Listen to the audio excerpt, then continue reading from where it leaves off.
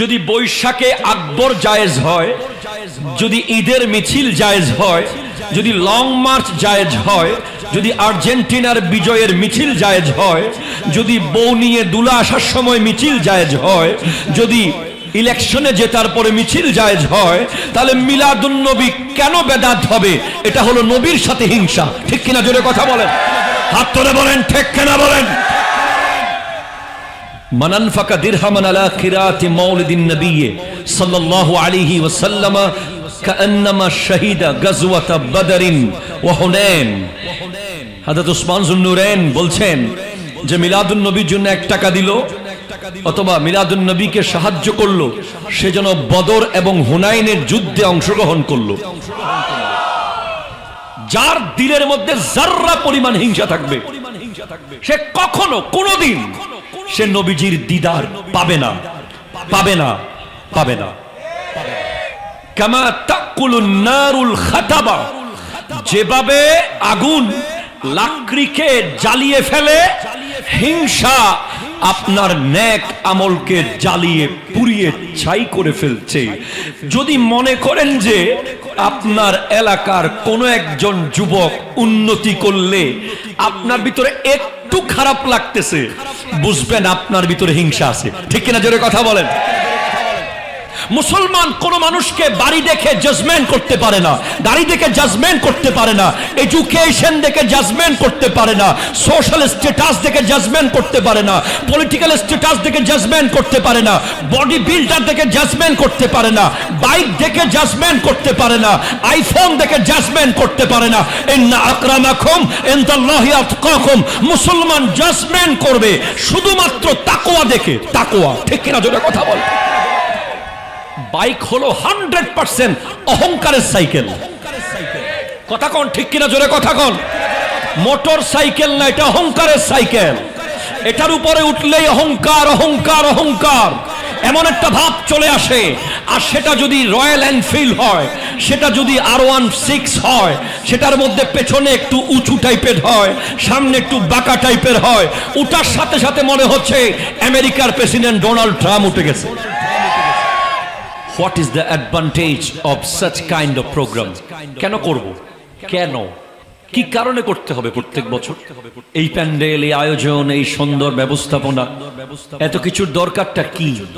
এই প্রশ্নের উত্তর আমরা সব জায়গায় দিয়ে যাচ্ছি, যাতে দু একজন একটু অলসতা থাকলে যেন কেটে যায়। আমরা বিরোধিতা শব্দ বলতে চাই না, আমরা অলসতা বলি। কারণ কোন আশিক নবীর মিলাদের বিরোধিতা করতে পারে না, বাতিল পারে।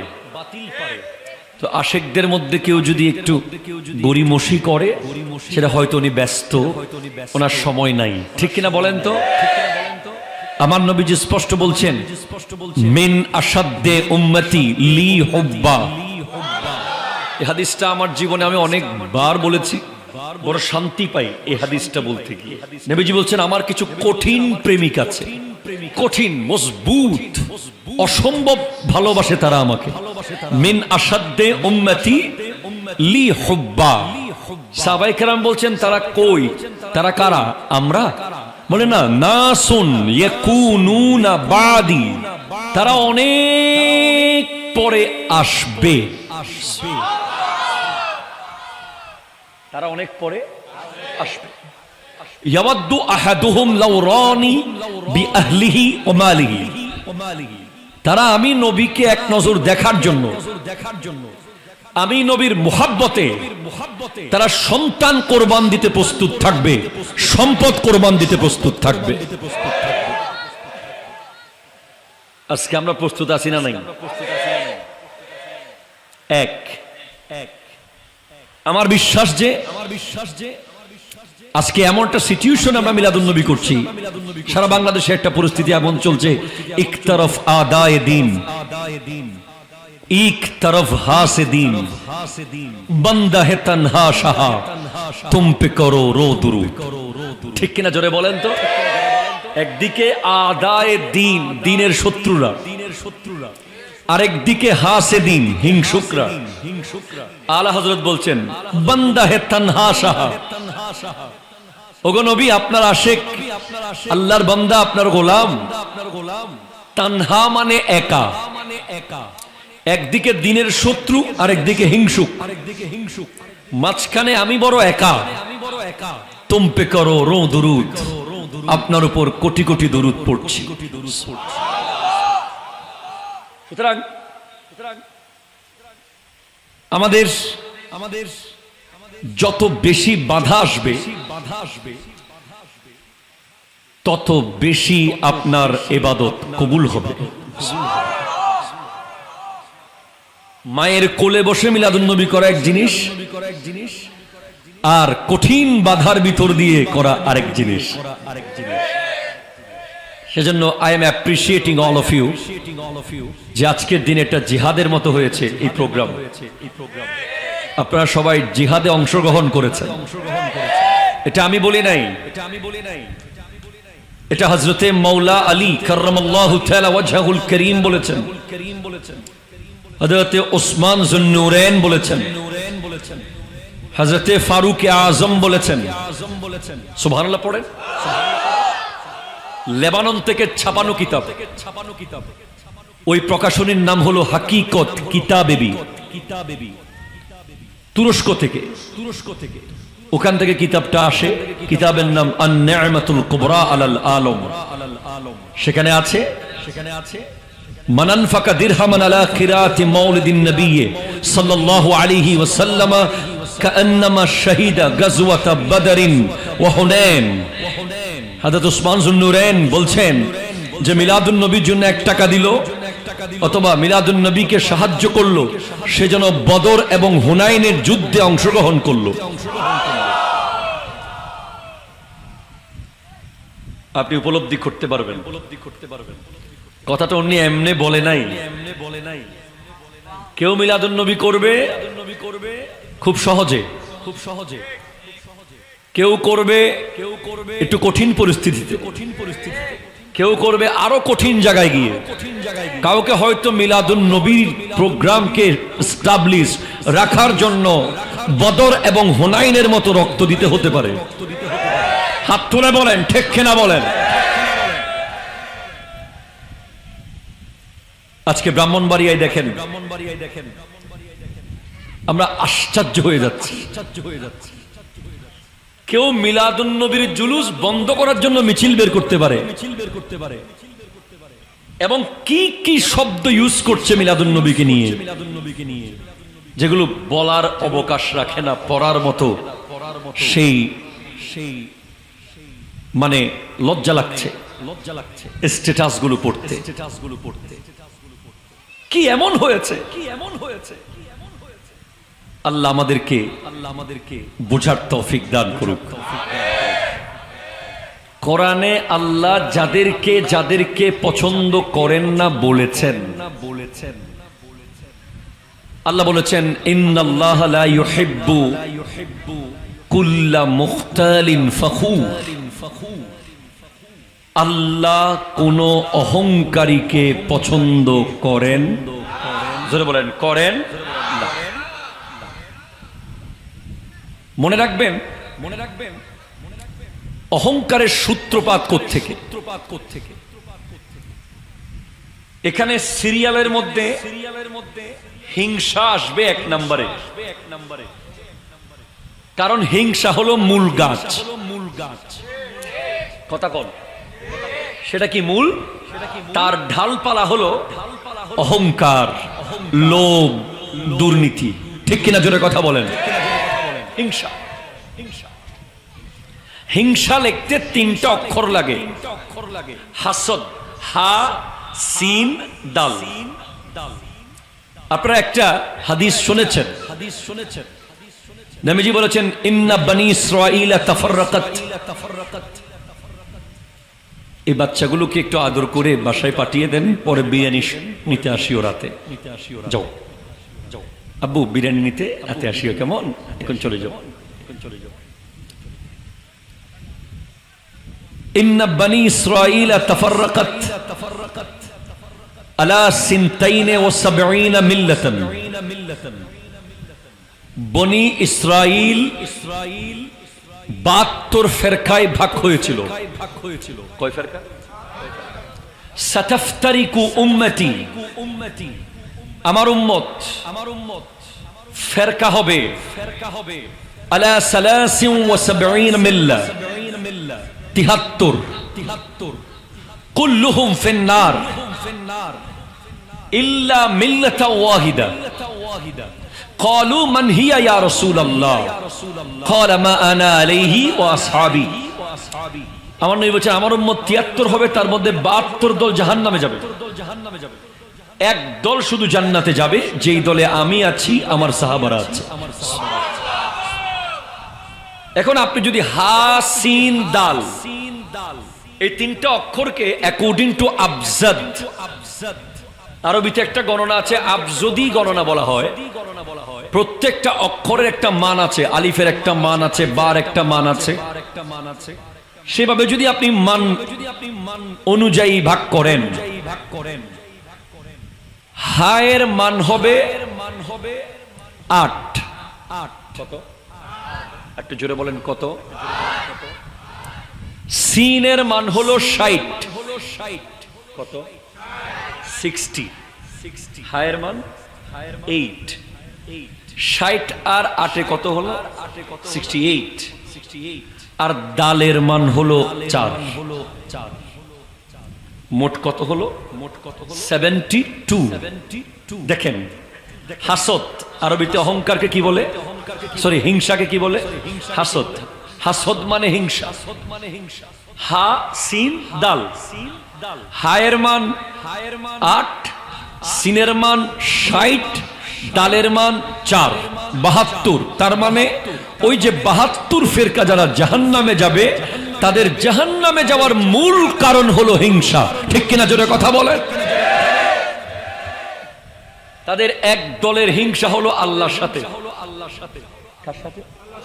আরো জোরে বলেন কার সাথে? তারা আল্লাহকে হিংসা করে। আরেক দল হিংসা করে আমার নবীকে। ঠিক কিনা কথা বলো?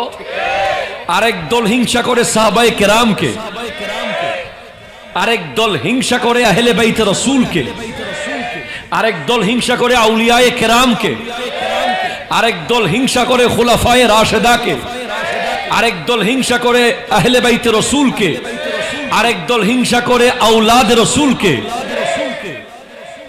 এভাবে আপনি যদি প্রত্যেক বাতিল ফেরকার মূলে যান, দেখবেন তারা সব বুঝে, তারা জানে, ইকো কমন তাদের মধ্যে, তারা নিশ্চিত যে এরা হক। তারা জানে যে, নিশ্চিতভাবে জানে, যদি বৈশাখে আকবর জায়েজ হয়, যদি ঈদের মিছিল জায়েজ হয়, যদি লং মার্চ জায়েজ হয়, যদি আর্জেন্টিনার বিজয়ের মিছিল জায়েজ হয়, যদি বউ নিয়ে দুলা আসার সময় মিছিল জায়েজ হয়, যদি ইলেকশনে জেতার পরে মিছিল জায়েজ হয়, তাহলে মিলাদুন নবী কেন বেদাত হবে? এটা হলো নবীর সাথে হিংসা। ঠিক কিনা জোরে কথা বলেন? হাত তুলে বলেন ঠিক কিনা বলেন? এরপর 26শে মার্চ যদি জায়েজ হয়,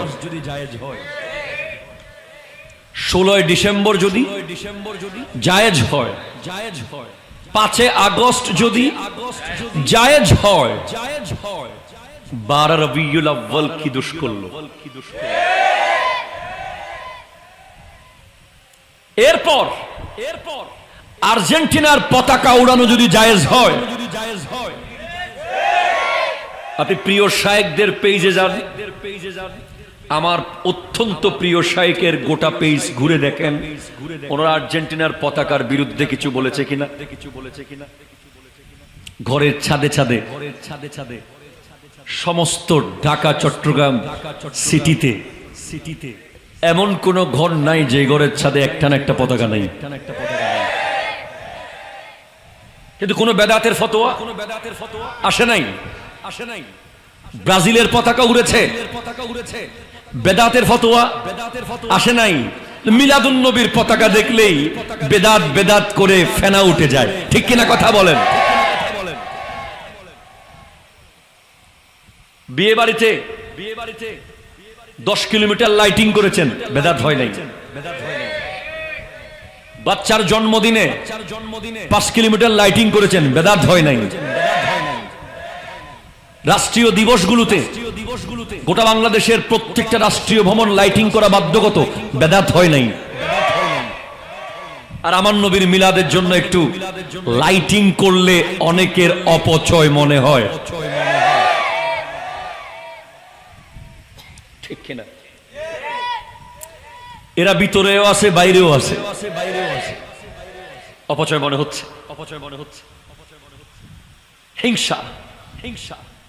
মনে রাখবেন, মনে রাখবেন, পৃথিবীতে আপনি যদি বিনা পরিশ্রমে নিখুঁত সওয়াব পেতে চান, তাহলে আপনার জীবনে কিছু হিংসুকের দরকার আছে। আমার দাদু আমাকে বলতো, হিংসা হলো ষাঁড়ের মতো। ষাঁড় বুঝেন নাই?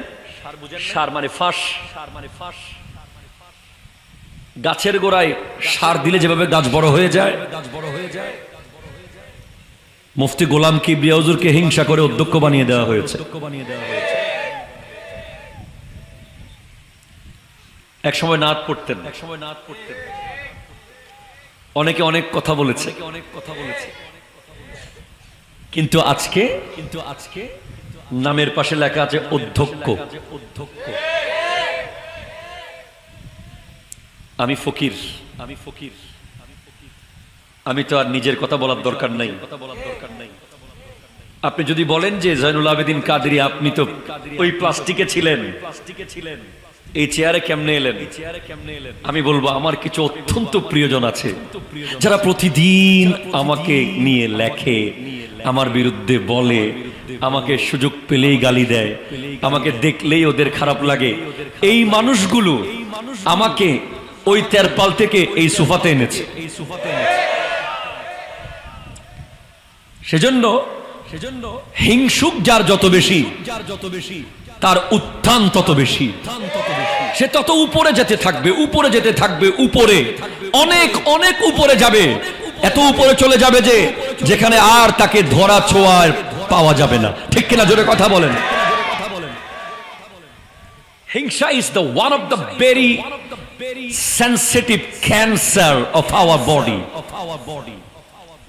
মনে রাখবেন, নরমাল ক্যান্সার হলে আপনি হয়তো মরে যাবেন, যেটা ক্যান্সার রোগ। কিন্তু কলবের একটা ক্যান্সার আছে, যেটার নাম হিংসা। অমুকের ছেলে কেন ম্যাট্রিক পাশ করলো, তমুকের ঘুম নাই। অমুকের ছেলে কেন ডুবাই গেল, আরেকজন কোনো মতেই ঘুমাইতে পারতেছে না বাসায়। অমুকের ছেলের কেন গরুর ফার্ম হয়ে গেছে, তমুক কোনো মতেই দুপুরে ভাত গিলতে পারতেছে না। অমুকের ছেলে কেন বড় আলেম হয়ে গেছে, আরেকজনের ঘুম আসতেছে না। আমি প্রায় সময় বলি, বলে চাচা অমুক তো ম্যাট্রিক পাস করে ফেলছে, বলে আরে বেটা ইন্টার পাস করবে না দেখিস। ও চাচা, ইন্টার তো পাস করে ফেলছে, দেখিস কোন ইউনিভার্সিটিতে চান্স পাবে না। চাচা চান্স কিন্তু পেয়ে গেছে, খবরদার দেখিস 4 বছর অনার্স করে পাস করতে পারবে না। চাচা পাস তো করে ফেললো, চাকরি পাবে না। চাচা চাকরি তো পেয়ে গেছে, বেতন কম। ঠিক কিনা জোরে কথা বলেন? এগুলো আমাদের ডানে বামে অ্যাভেইলেবল, ঠিক কিনা জোরে বলেন? এদের জন্য একটা ডায়লগ, হাতি চলে বাজার, কুত্তে বকে হাজার। হাতি বাজারের দিকে যাবে, নিচে অনেক কুকুর ঘেউ ঘেউ করতে থাকবে, কিন্তু হাতি এত বড় যে তার চোখ এত উঁচুতে, তার কান এত বড়, কুকুর দেখার টাইম হাতির নাই। ঠিক কিনা জোরে কথা বলেন? হিংসুকরা শুধু নিজেই জ্বলতে থাকে। যার দিলের মধ্যে যাররা পরিমাণ হিংসা থাকবে, সে কখনো কোনোদিন সে নবীজির দিদার পাবে না, পাবে না, পাবে না।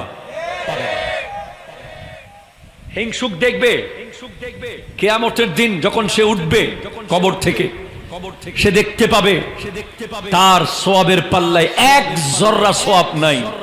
সে মসজিদে সব সময় সামনের কাতারে নামাজ পড়েছে, সারা বছর লাইলাতুল কদর, লাইলাতুল বরাত, রমাদান, প্রত্যেকটা সময় তার ইবাদত বন্দেগীর সীমা নাই। কিন্তু দেখবেন সে কবর থেকে উঠে দেখবে কিচ্ছু নাই, খালি, শুধু খালি। কেন? আমার নবী বলেছেন, আল হাসাদু ইয়াকুলুল হাসানাত, হিংসা নেক আমলকে খেয়ে ফেলে। কি করে বলো না বাবা, কি করে? খেয়ে ফেলে, খেয়ে ফেলে। কামা তাকুলুন নারু আল খাতাব, কামা তাকুলুন নারুল খাতাবা, যেভাবে আগুন লাকড়িকে জ্বালিয়ে ফেলে, হিংসা আপনার নেক আমলকে জ্বালিয়ে পুড়িয়ে ছাই করে ফেলছে। যদি মনে করেন যে আপনার এলাকার কোন একজন যুবক উন্নতি করলে আপনার ভিতরে একটু খারাপ লাগতেছে, বুঝবেন আপনার ভিতরে হিংসা আছে। ঠিক কিনা? জোরে কথা বলেন।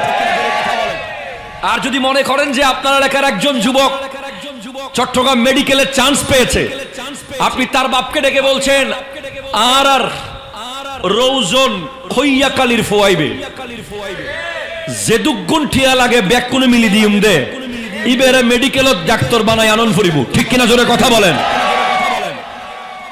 তখন দেখবেন আপনারটা সীমা হবে না, আল্লাহ আপনাকে আরো বাড়িয়ে দেবে। একটু জোরে বলেন সুবহানাল্লাহ। আমার নবীর সাহাবারা, please concentrate, all of you please come forward, আসতে পারেন। আপনাদের সময় লস হবে না, আমি বিশ্বাস, আপনাদেরকে আমি কনফিডেন্টলি বলছি সময় লস হবে না। দরুদ শরীফ, আল্লাহুম্মা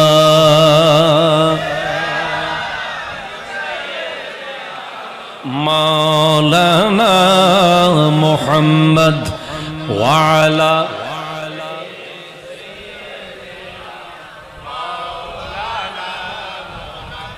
एक दिल हमारा क्या है,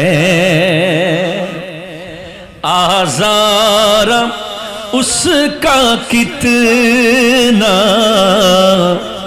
एक दिल हमारा क्या है, आज़ार उसका कितना, तुमने तो चलते फिरते, तुमने तो चलते फिरते मुर्दे जिला दिए हैं, उनकी महकने दिल के गुंचे खिला दिए हैं, जिस राह चल गए हैं कूचे बसा दिए हैं।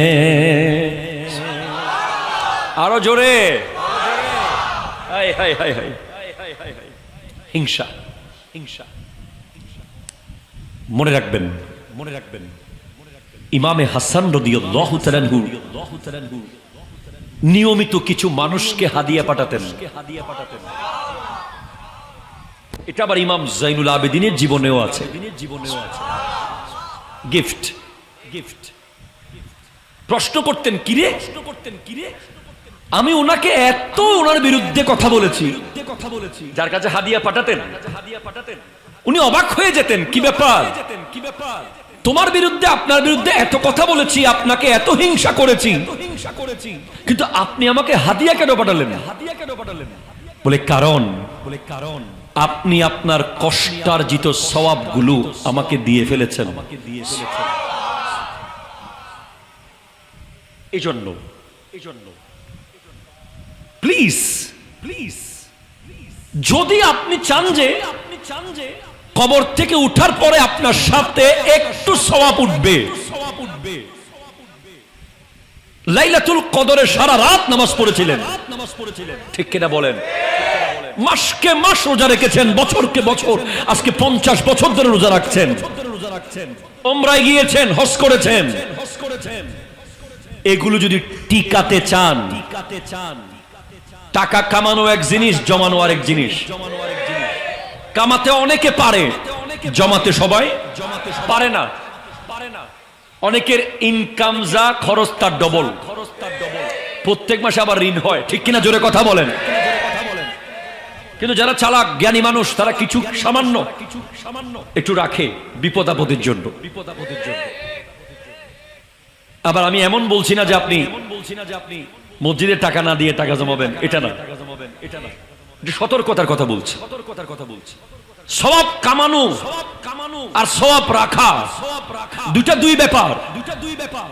সওয়াব অনেকে প্রতিদিন কামাচ্ছে, কিন্তু সে কবর থেকে উঠে দেখবে তার কোনো সওয়াব ডানে বামে কিচ্ছু নাই, সব খালি। সে অবাক হয়ে যাবে, 20 বছর প্রতিদিন 5 ওয়াক্ত নামাজ জামাতে পড়েছে, অথচ এক যাররা সওয়াব নাই, কারণ তার দিলে হিংসা ছিল, ঠিক কিনা জোরে কথা বলেন। এটা ক্যান্সার। দুনিয়ার ক্যান্সার হলে আপনি মরে যাবেন, এর বেশি কিছু হবে না, সবাই মরবে। কিন্তু হিংসা নামক ক্যান্সার যদি হয়, আপনি মরবেন, আবার মরবেন কবরে, আবার মরবেন হাসরে, আবার মরবেন পুলসিরাতে, আবার মরবেন জাহান্নামে, ঠিক কিনা জোরে কথা বলেন। সাহাবায়ে কেরামের কথা বলছিলাম। আমি একটি আয়াত তিলাওয়াত করেছিলাম, লাকাদ কানা লাকুম ফি রাসূলিল্লাহি উসওয়াতুন হাসানাহ। আমার নবী আনবিলিভেবল, ইনক্রেডিবল, মানে আমি আপনাকে বোঝাতে পারবো না যে আমার নবীর এই চরিত্রটা কত সুন্দর, যে আমার নবী কোনদিন কোন শত্রুর প্রতিও হিংসা রাখেন নাই। শত্রু কোন লেভেলের আমি আপনাকে বলি প্লিজ। আবু সুফিয়ান রাদিয়াল্লাহু তাআলা, যিনি মক্কা বিজয়ের দিন ইসলাম কবুল করেছিলেন, এর আগে তিনি ছিলেন বদর যুদ্ধের মূল কারিগর। ওনার কারণেই বদর যুদ্ধ হয়েছে। এরপর উহুদ যুদ্ধে উনি শপথ করেছিলেন আমার নবীকে হারাতে না পারলে উনি নারী এবং তৈল স্পর্শ করবেন না। ওনার বিবি হেন্দা আমার নবীর চাচা আমির হামজা রাদিয়াল্লাহু তাআলা আনহুর কলিজাটা বের করে চাবায়া খেয়েছে। কোন লেভেলের! অথচ আমার নবী কি করলেন?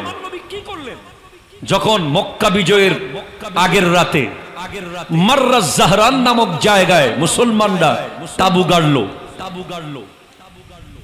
হযরত ওমর ইবনুল খাত্তাব রাদিয়াল্লাহু তাআলা আবু সুফিয়ানকে একা পেয়ে অ্যারেস্ট করে নিয়ে এসেছে। সিরিয়াস গরম, এখন তলোয়ার চালিয়ে দিবে গলার উপর দিয়ে। ঠিক তখন হযরত আব্বাস ইবনে আব্দুল মুত্তালিব রাদিয়াল্লাহু তাআলা উনি বলছেন, ওমর একটু রাখো, নবীজির কাছে নিয়ে যাই। নবীজি বললে তুমি কেটে ফেলিও। নবীজির কাছে নেওয়ার পর নবীজি আবু সুফিয়ান রাদিয়াল্লাহু তাআলা আনহুকে দেখার সাথে সাথে আমার নবী জাস্ট মুস্কি হেসে দিলেন। অথচ উনি কে? যিনি আমার নবীকে থাকতে দেন নাই, দাঁড়াতে দেন নাই, বলতে দেন নাই, বসতে দেন নাই, চলতে দেন নাই, নিজের বাড়ি থেকে বের করে দিয়েছেন। আমার নবী মুস্কি হেসে দিয়েছেন। শুধু হাসেন নাই, হযরত আব্বাস ইবনে আব্দুল মুত্তালিব রাদিয়াল্লাহু তাআলা বলছেন, ইন্না আবা সুফিয়ান ইউহিব্বুল ফখর ফাজআল লাহু শাইয়ান। ওগো নবী, আবু সুফিয়ান একটু গর্ব করতে পছন্দ করে, তাকে এমন কিছু দেন সেজন্য ইসলামের ভিতরে এসে গৌরবান্বিত হয়। তখন আমার নবী বলছেন, কালকে মান দাখালা বাবা আবি সুফিয়ান ফাহুয়া আমিনা। যে ব্যক্তি আগামীকাল আবু সুফিয়ানের ঘরে ঢুকবে সে নিরাপদ। আবু সুফিয়ান নিজে তো নিরাপদ। ধরেন পুরো বাংলাদেশের পুলিশ বলতেছে গচ্ছি নয়াহাটের যত মানুষ আছে সবাইকে অ্যারেস্ট করা হবে, শুধুমাত্র মাওলানা গোলাম কিবরিয়া সাহেবের বাড়িতে যারা থাকবে তাদেরকে অ্যারেস্ট করা হবে না। ওনার সম্মান বেশি না কম? জোরে বলেন বেশি না কম? ওনার লেভেল এমন জায়গায় চলে গেছে যে ওনার ঘর হয়ে গেছে নিরাপদ জায়গা, যেখানে ওনাকে জবে করে দেওয়ার দরকার ছিল। ঠিক কিনা জোরে কথা বলেন? সেভাবে আমার নবী হযরত আবু সুফিয়ান রাদিয়াল্লাহু তাআলা আনহুকে হত্যা করা তো দূরের কথা, হিংসা করা দূরের কথা, আমার নবী তাকে বলেছেন তোমার ঘরে যারা ডুববে তারা নিরাপদ। আমি গত পরশুদিন জামিয়াতের ছাত্রদেরকে পড়িয়েছি একটা হাদিস মেশকাত শরীফের। এই হাদিসটা এমন, একজন বেদুইন বনবাসী হযরতে আনাস ইবনে মালিক রাদিয়াল্লাহু তাআলা থেকে বর্ণিত। এই হাদিসটা এখনো হয়তো আমার গুগল ক্রমে যে হিস্ট্রি আছে ওখানে থাকতে পারে। হাদিসটা এত সুন্দর লেগেছে যে আমি রেফারেন্সটা শুধু আপনাদেরকে বলতে চাচ্ছি। হাদিসটার রেফারেন্স এটা হলো মেশকাত শরীফ 4887 অথবা 88-তে আপনারা গেলে পেয়ে যাবেন এই হাদিসটা। হাদিসটা অনেক লম্বা, বিশাল লম্বা একটা হাদিস। আমাদের দেশে আমরা দেখি যে একটুখানি কালো হলে হিংসা করি। ঠিক কিনা কথা জোরে বলেন না রে ভাই? এটা হচ্ছে 4889 নম্বর হাদিস মেশকাত। আপনারা গুগলে সার্চ করলে পেয়ে যাবেন 4889, 4889। সুবহানাল্লাহ পড়েন। আমার চেহারা একটু স্মার্ট না হলে তার সাথে বন্ধুত্ব করি না। কথা কন। ভালো একটা বাইক না থাকলে হিংসা করি। 10 জন বন্ধু একসাথে কোনো জায়গায় যাচ্ছে, একজনের হয়তো ভালো একটা বাইক নাই, একজনের হয়তো ভালো একটা মোবাইল নাই, একজনের হয়তো পারিবারিক স্ট্যাটাস একটু ছোট। দেখা যায় বারবার সে বসার সময় আনইজি ফিল করছে, খাওয়ার জায়গায় আনইজি ফিল করছে, তাকে ইনফেরিয়র কমপ্লেক্সিভিটিতে ভোগাচ্ছি, তাকে অটোমেটিক একটা ফিল দিচ্ছি যে তুই আমাদের লেভেলের না। মনে কথাগুলো চাঁদের দেশের মনে হয়। পৃথিবীতে এরকম কিছু হয়? শিওর আপনারা? হয়।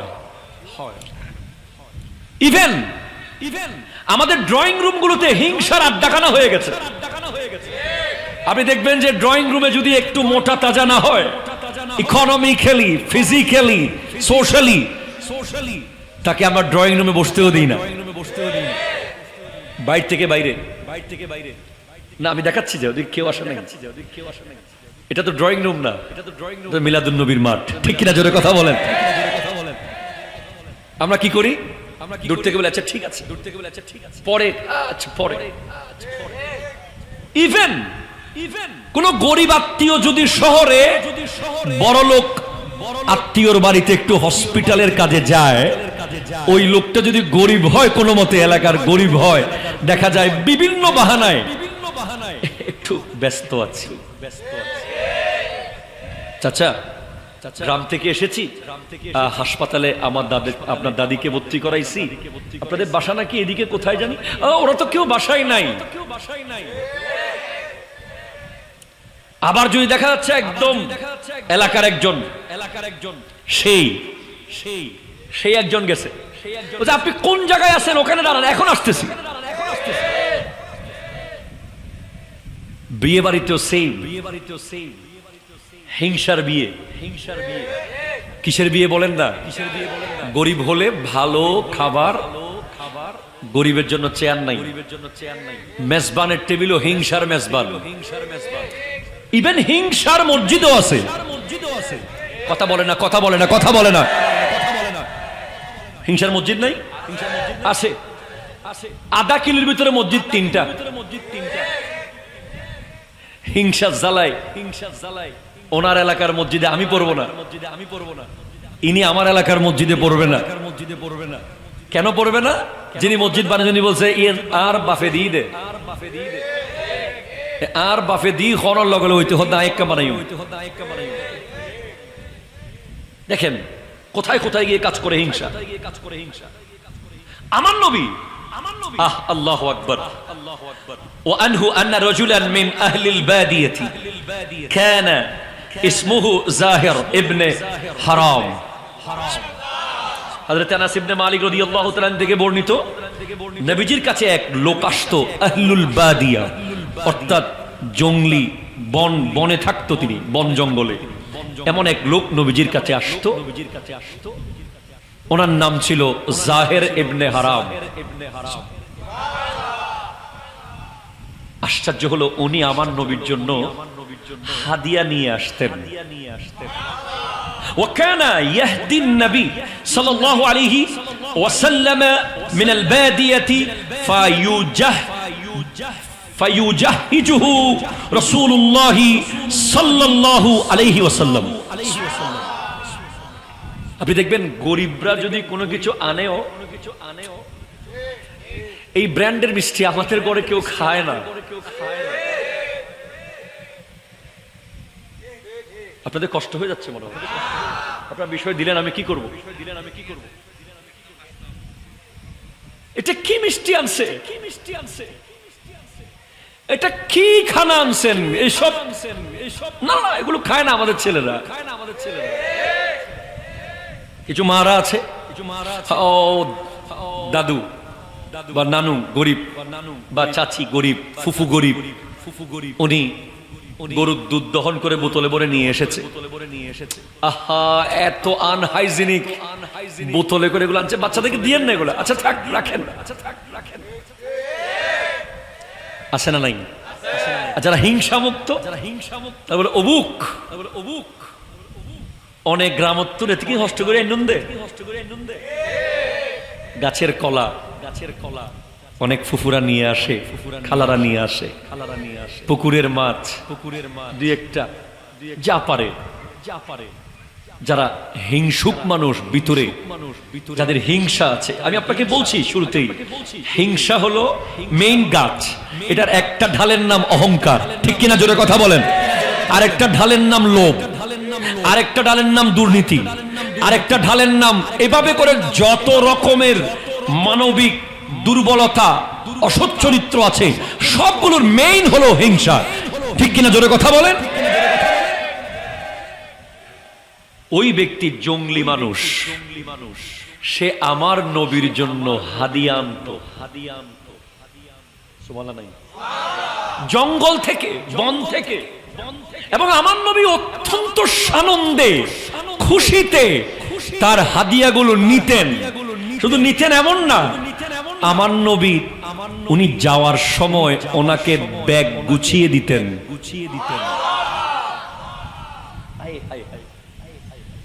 আমার নবী ওনাকে কি করতেন ওনার জিনিসপত্র গুছিয়ে দিতেন ওনাকে সামনে এগিয়ে দিতেন আমাদের সমাজে যেই খালা গরিব যেই ফুফু গরিব যে আত্মীয় গরিব তাকে আমরা রিসিভও করি না বাড়াইও দিই না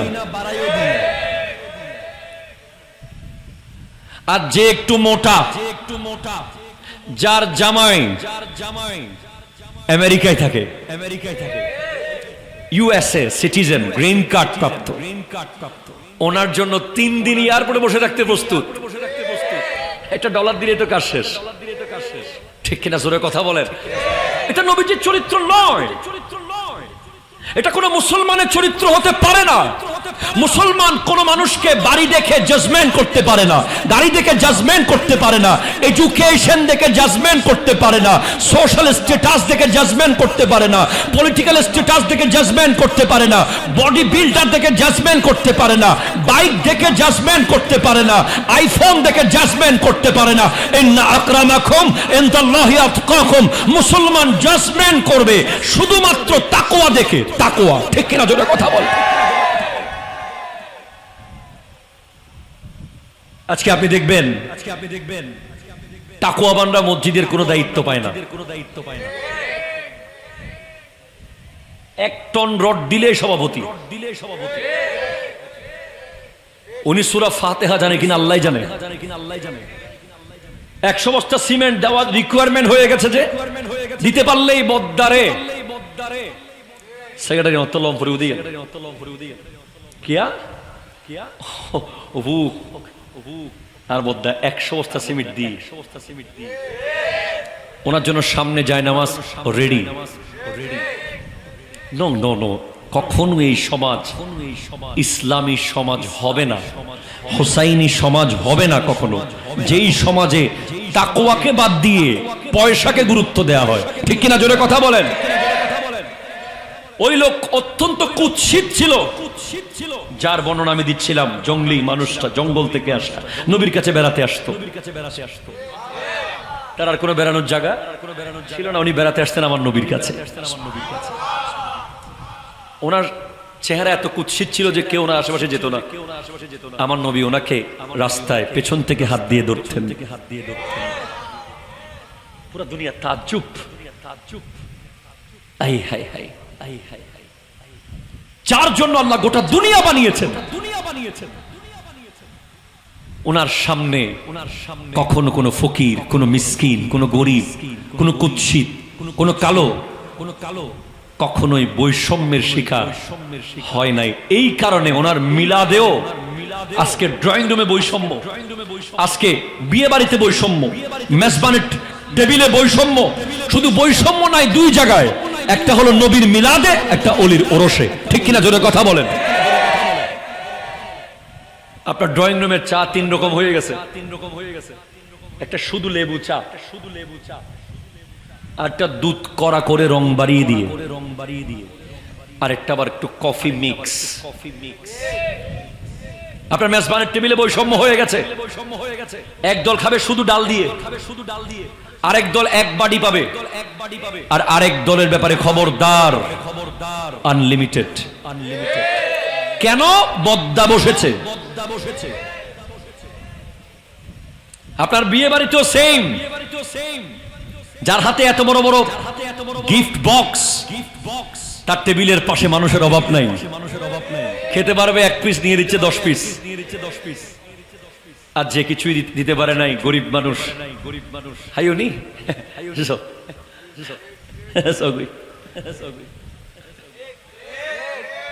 কিন্তু এক জায়গায় নাই, নবীর মিলাদে। এখানে আমার জন্য যা, আপনার জন্য তা। এখানে কি কোনো স্পেশাল চিকেন গ্রিল করছেন কারোর জন্য? ছাগল দিয়ে আলাদা করে বিরিয়ানি করছেন? চিংড়ি মাছ, তবরুকের প্যাকেট সবার জন্য? কি খদিব সাহেব কি একটু বাড়াই দিবেন না? এটা ভিন্ন বিষয়। খানা জিনিস, খানা তো একই, খানা মান একই। তবরুক আছে না আজকে? আছে। সুতরাং যদি নিজের সওয়াবগুলোকে রাখতে চান ফান্ডে, আজকে শপথ করেন যে আজকে থেকে কোনো মানুষের উন্নতি দেখলে জ্বলবো না, বরং হাসবো। কি করব? হাসবো। নামাজ, এমনকি অনেক ছেলে নামাজ পড়ে, এটা নিয়ে পর্যন্ত কটাক্ষ। ওমার নামাজ হয়ে গিয়ে না, হঠাৎ মসজিদুত কা, ওনাকে এনকারেজ না করে এই অবস্থা আমাদের সমাজে।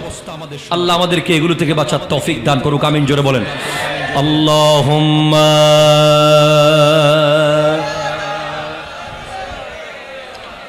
ওয়া আলা আলি সাইয়্যিদিনা আল্লাহ আল্লাহ আল্লাহ ইল্লাহ আল্লাহ আল্লাহ। हामिद महमूद और मोहम्मद दो जहां के सरदार, गैबे की खबरें देने वाला रहमत का सरकार मदनी अल्लाह अल्लाह।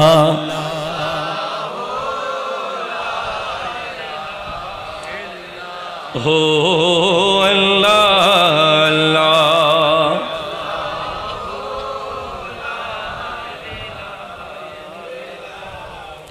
তাহলে যে আয়াতটা আমি শুরুতে বলেছিলাম, লা তামশি ফিল আরদে মারহান,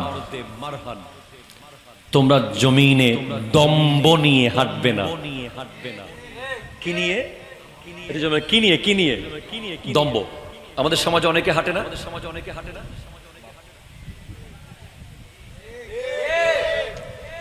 হাঁটার সময় মনে হচ্ছে যেন গোটা রাউজান তার। এমনকি সালাম তো দেওয়া দূরের কথা, সালাম নেও না। আসে না নাই? আপনি কষ্ট করে সালামটা দিলেন তারে, দেখা গেল উনি সালামটাও নিল না, খুব ভাবসাব মেরে। ঠিক আছে, সালামের উত্তর হলো ঠিক আছে। সালামের উত্তর কি? ঠিক আছে। আছে না নাই? আবার আরেক দল আছে অহংকার করে সালাম দেয়, সালকুম। কি সালাম? না, সালকুম। কারণ আসসালামু আলাইকুম ওয়া রাহমাতুল্লাহ বললে ওনার দাম যদি কমে যায়। আছে না নাই? আরেক দল মনে করে যে ওনার তো হস্টর ফাল্লার। আরেক দল মনে করে যে কথা বললেই বোধহয় আমার দাম কমে যাবে। অল টাইম মুডে, অল টাইম চেহারাটা মনে হচ্ছে যেন ইরান থেকে একটা মিসাইল ওনার মুখের উপর পড়ছে। আছে না নাই? সমাজে এরকম লোক আছে, কথা বলে না, সহজে কথা বলে না, হাসে না। অথচ আমার নবী বলছেন তাবাসসুমুকা ইলা ওয়াজহি আখিকা সাদাকা।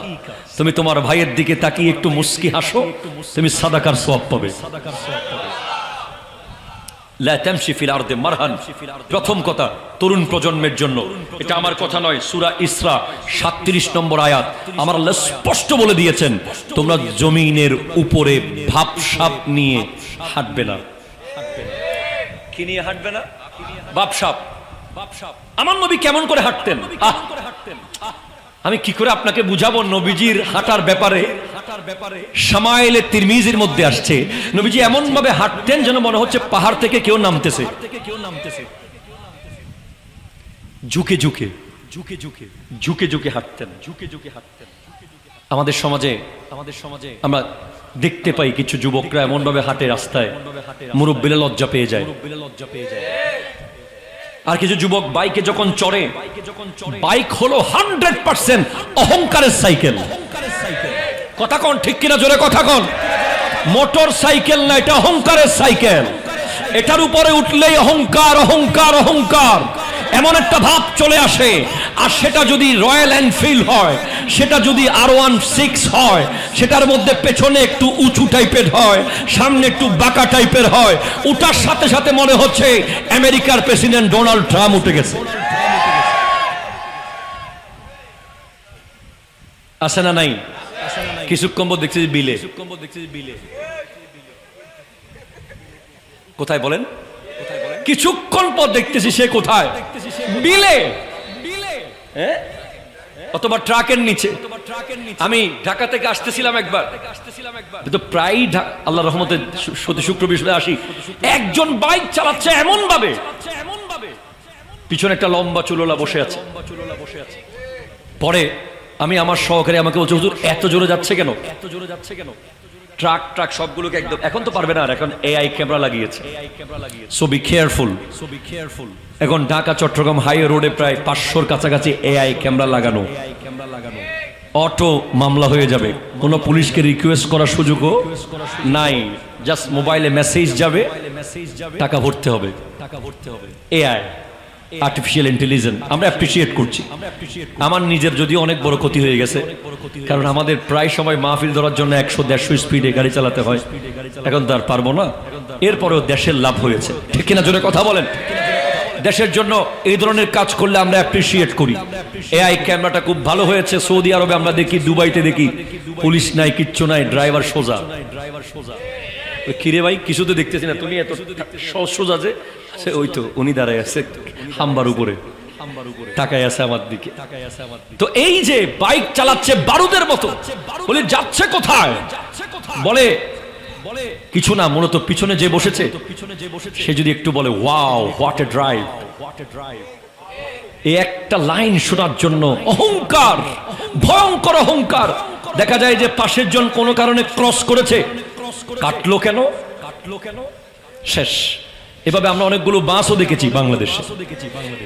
এইসব বাসের কারণে, এসব বাইকের কারণে যারা অহংকার বশত ড্রাইভ করে, তাদের কারণে অনেক মানুষের জীবন চলে যায়। ঠিক কিনা জোরে কথা বলেন?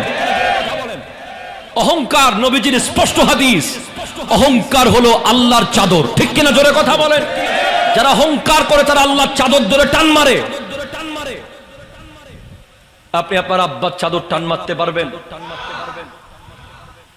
আপনি আপনার উস্তাদের চাদর টান ধরতে পারবেন? চাদর মানে গায়ে যে চাদর, আল্লাহর কুদরতের চাদর। কিবরিয়াই। আমাদের কিসের অহংকার? কিসের অহংকার বলেন তো? জন্ম দিছে আরেকজন, নাম দিছে আরেকজন, খানা খাওয়াইছে আরেকজন, হাঁটা শিখাইছে আরেকজন, পড়া শিখাইছে আরেকজন, কাপড় পরানো শিখাইছে আরেকজন, মরার পরে কাফন পরবে আরেকজন, দাফন করবে আরেকজন।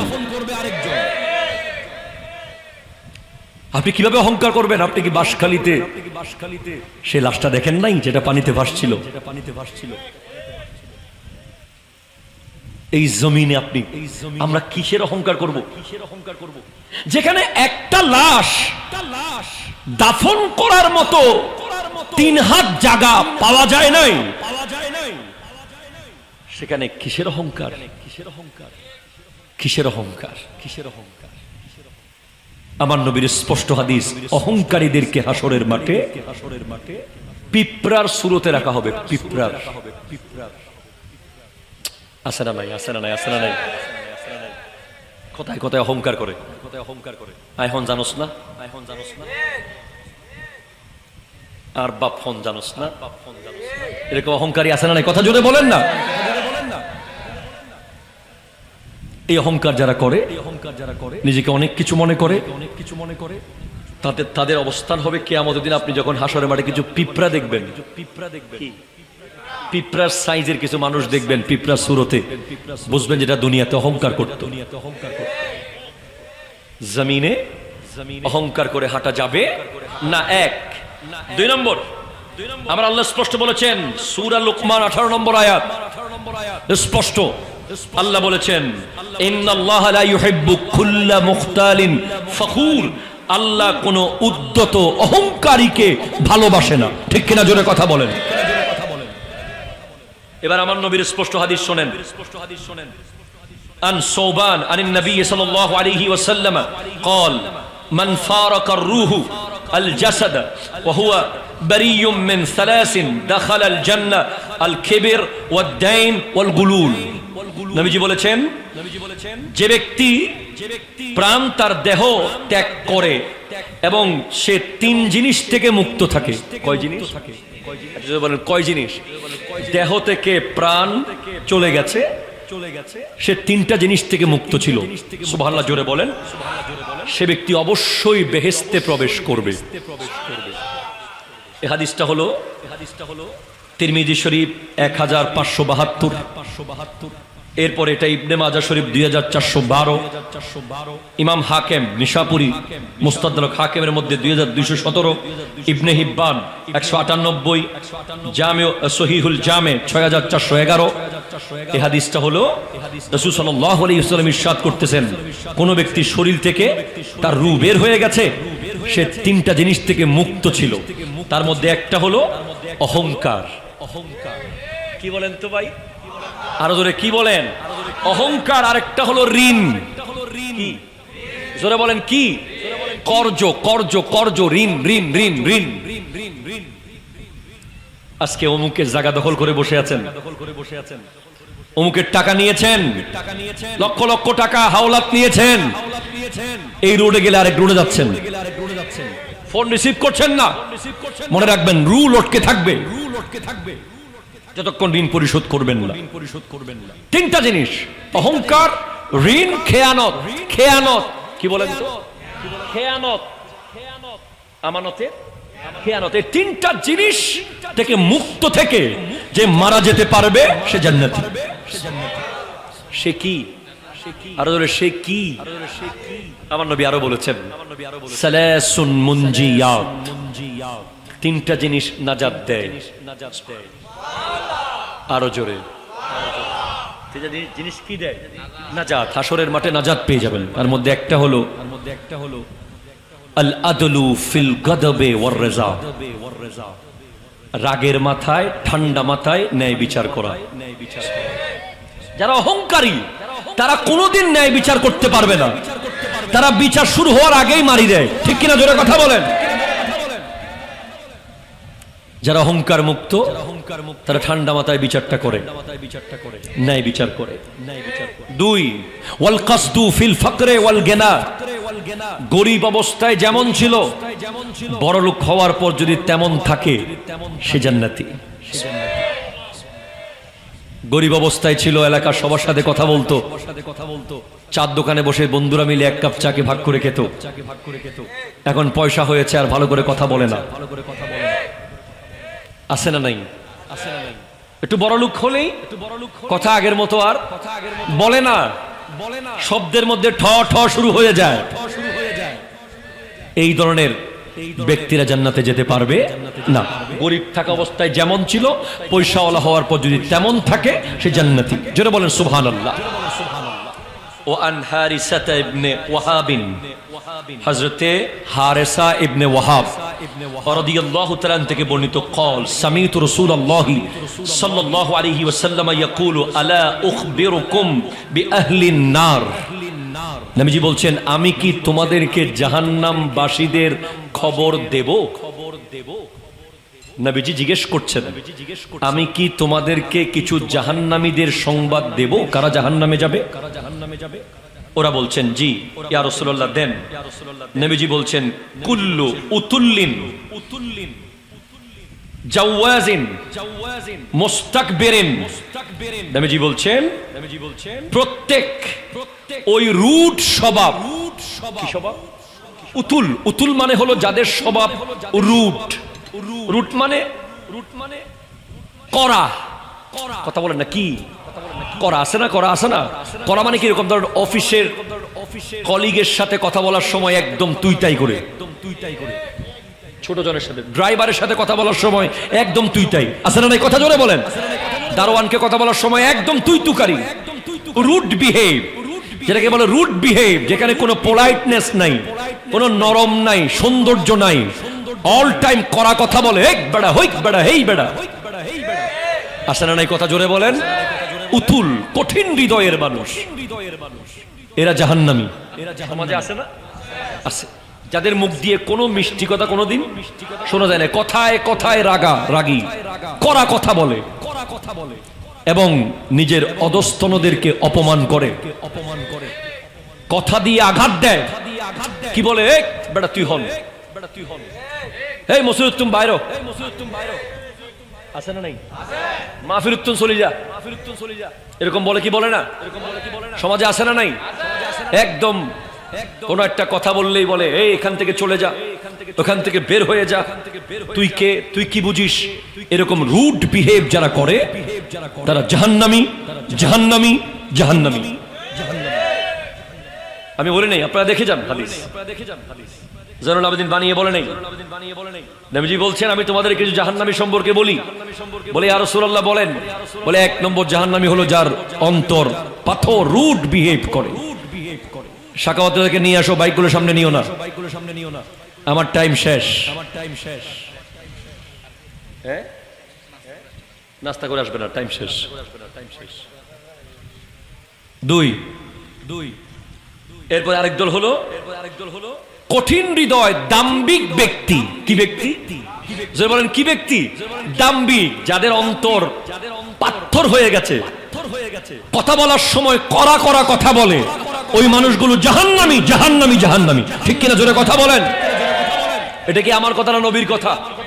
হাদিস দেখে নেবেন, গুগলে সার্চ করে নেবেন। বুখারী 4918, মুসলিম 7366 নম্বর হাদিস। অহংকারী দাম্ভিক ব্যক্তিরা জাহান্নামী, জাহান্নামী, জাহান্নামী। তাদেরকে তওবা করতে হবে। কি করতে হবে? তওবা। তওবার কোনো বিকল্প নাই। ওই যে বললাম আরেকটা হাদিস শোনাবো আমি, হাদিসগুলো জি, এটা হলো আহমদ, মুসনাদে আহমদের মধ্যে এসেছে 6667 নম্বর হাদিস, তিরমিজি 2492 নম্বর হাদিস। এরপরে আলবানী, নাসিরউদ্দিন আলবানী, আহলে হাদিসদের ইমাম, উনিও এই হাদিসটিকে হাসান বলেছেন। ওয়ান আমর ইবনে শুআইব আন আবিহি عن جده أن النبي صلى الله عليه وسلم قال يحشر المتكبرين يوم القيامة أمثال الذر في سور الناس هاي هاي هاي নবীজি বলছেন যে অহংকারীদেরকে কিয়ামতের দিন মানুষের আকৃতিতে ছোট ছোট পিঁপড়ার মতো মনে হবে। কিসের মতো? জোরে হন না, কিসের মতো?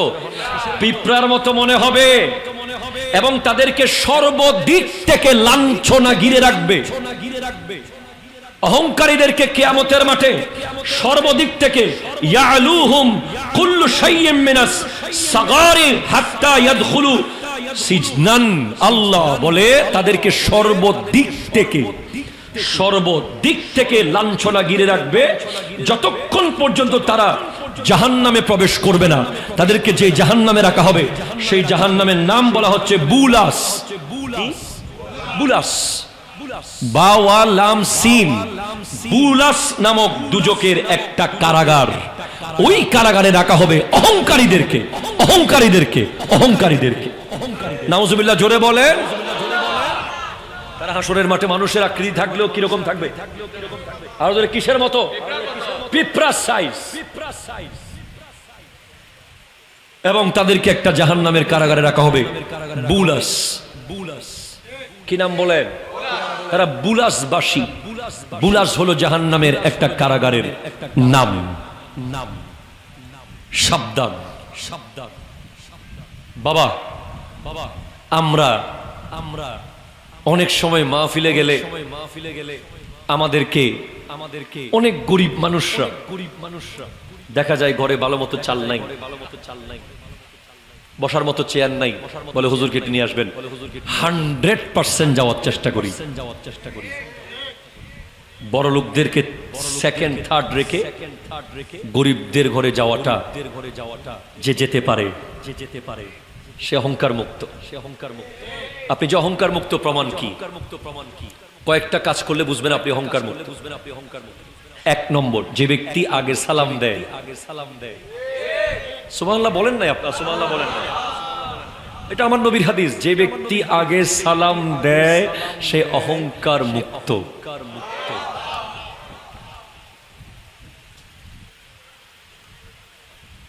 তো হুজুর আমি আগে সালাম দিলাম, কি পাবো? আমার নবী বলেছেন যে ব্যক্তি আগে সালাম দেয় সে আল্লাহর খুব কাছে। নবীজিকে জিজ্ঞেস করা হয়েছে, ইয়া রাসূলুল্লাহ আগে সালাম কে দিবে? নবীজি বলেছেন যে আল্লাহর বেশি কাছে সে আগে সালাম দেবে। তাহলে আজকে থেকে আপনি যে অহংকার মুক্ত প্রমাণ করবেন কিভাবে? কি শুধু বড় লোকদেরকে দিবেন? কাকে দিবেন? ছোট বড়, ফকির মিসকিন, গরিব দুঃখী, রিকশাওয়ালা, সিএনজি ওয়ালা, যা আওলাদে রাসূল এসেছেন। আজকে ঢাকায় আমি দেখা করে এসেছি। হুজুর পীরে বাঙ্গাল, সিনেটর অফ পাকিস্তান, আল্লামা সাবির শাকিব লা মুজাজিল্লুহুল আলী। এত চেষ্টা করি, আগে সালাম দিতে পারি না। মানে আমি আস বলার আগে হুজুর দিয়ে ফেলছে সালাম। আমি কে ওনার সামনে? আজব। আগে সালাম দিবেন আজকে। নিজেকে অহংকার মুক্ত প্রমাণ করতে পারবেন। অহংকার মুক্ত প্রমাণ করার 2 নম্বর সূরত হলো গরিব আত্মীয়র বাড়িতে বেশি যাওয়া। কোন আত্মীয়? নিজের ঈদের দিনের লিস্টে, কোরবানির দিনের লিস্টে, বেড়ানোর লিস্টে যে আত্মীয়টা সবচেয়ে গরিব, যার ঘরে বসার চেয়ার নাই, তার বাড়িতে গিয়ে সময় কাটাবেন। অহংকার মুক্ত। 3, এটা কঠিন, এটা আমরা প্রায় করি। রাস্তার ধারে বসে থাকা ফকির, মিসকিন, তাদের সাথে হ্যান্ডশেক করা, মোলাকাত, সুযোগ পেলে জড়িয়ে ধরা। কি হবে? ময়লা লাগুক, কিন্তু আপনার আসল ময়লা তো পরিষ্কার হয়ে যাচ্ছে।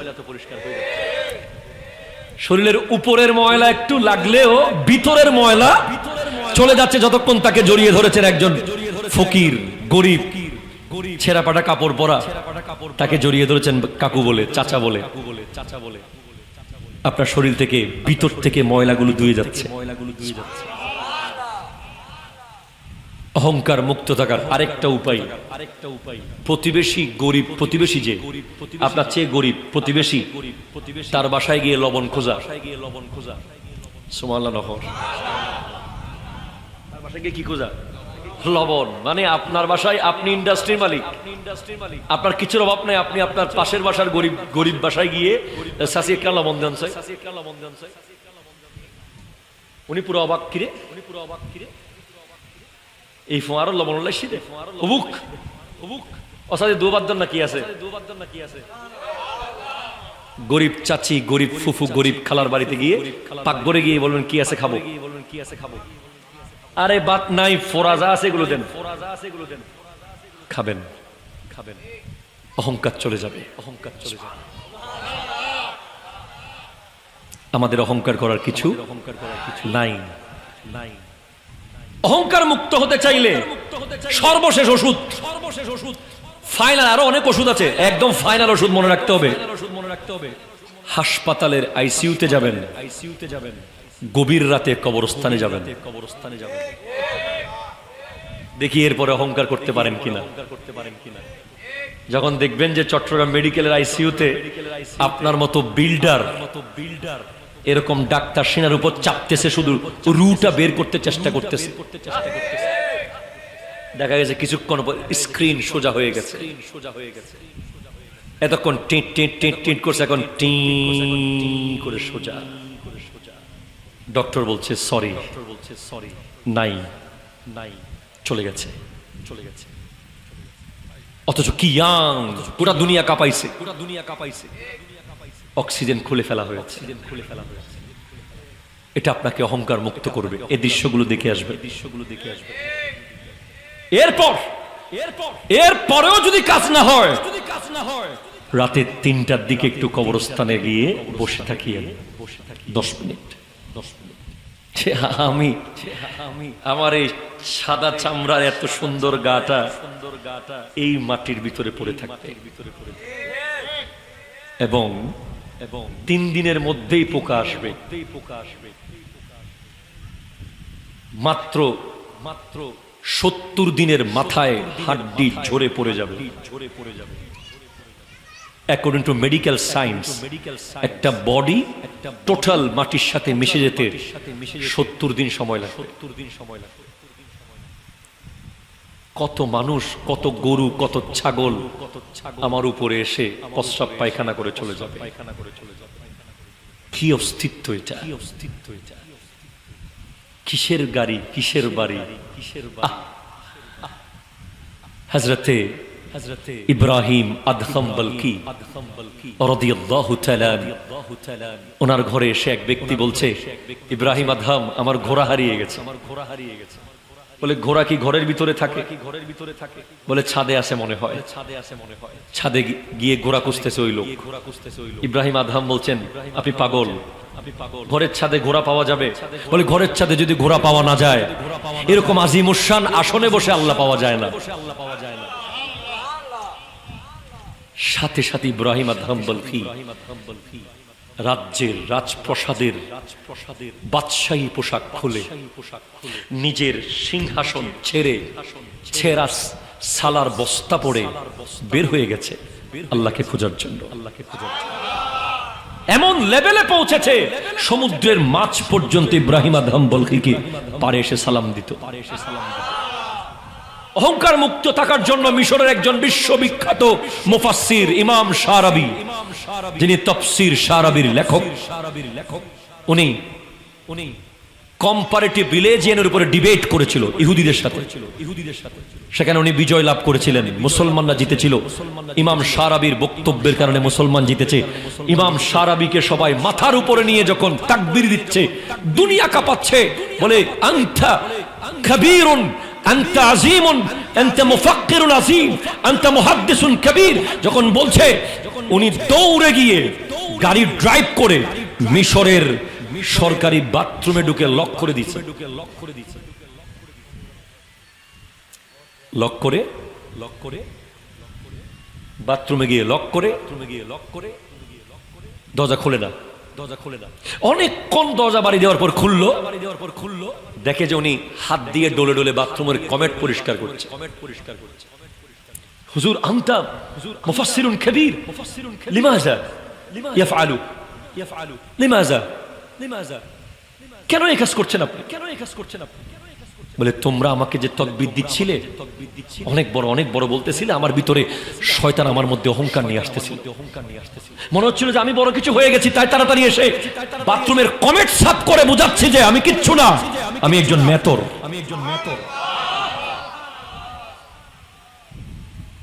সুলতান মাহমুদ গজনবীর একজন গোলাম ছিল আয়াস। সর্বশেষ কথা, আয়াসকে সুলতান মাহমুদ এত ভালোবাসছে, গোলাম থেকে মন্ত্রী বানিয়ে দিয়েছে। প্লিজ শেষ কথা, মেরি তরফ লাস্ট। বলে আয়াস, সুলতান মাহমুদের আশেপাশের লোকজন বলছে আপনি আয়াসকে এত মাথায় তুলেছেন, সে তো প্রতিদিন আপনার টাকা চুরি করে করে পেটিতে ভরতেছে। সুলতান মাহমুদ একদিন রাত্রে গিয়ে চেক দিচ্ছে বাস্তব কিনা দেখার জন্য। গিয়ে দেখে ঠিক ঠিক আয়াজ একটা ঘরে ঢুকলো, একটা পেটি খুললো। এবার সবাই তাকাচ্ছে, কি ব্যাপার? সুলতান মাহমুদ গজনবী আয়াজকে গিয়ে ধরলো। আয়াজ কি এই পেটির মধ্যে? কি এই বাক্সের মধ্যে? কি করছো তুমি? বলে হুজুর এই বাক্সের মধ্যে আমার কাপড়। কোন কাপড়? যেই কাপড়ে আপনি আমাকে বাজার থেকে কিনে এনেছিলেন গোলাম হিসেবে, এগুলো সেই কাপড়। আমি প্রতিদিন রাতে এই কাপড় দেখি এসে, কারণ আপনি আমাকে আজকে গোলাম থেকে মন্ত্রী বানিয়েছেন। আমার ভিতরে যেন অহংকার চলে না আসে, আমি এই কাপড় দেখে দেখে প্রতিদিন নিজেকে বলি আয়াস তুই মন্ত্রী না, তুই একটা গোলাম।